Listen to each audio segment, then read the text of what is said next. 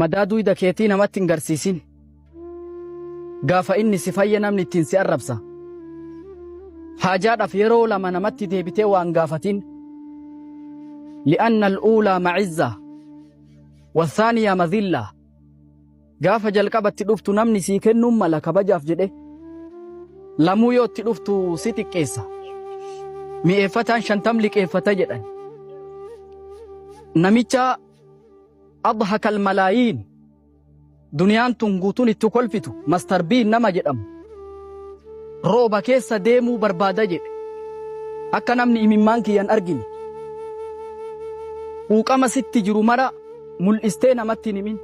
Furmaatatti sii godhuu caalaa laalee sirraa callisuu filata ilmi namaa. Tokkoon keessan namatti dhaqee waa gaafatee yookaa argatee yookaa dhaburra gaara bahee xuxee qoraanii fuudhee magaalaa baasee gurguratu isaa caala. Dhawaatuma ati namarraa duroomtun kabajaa argataa deemta. Dhawaatuma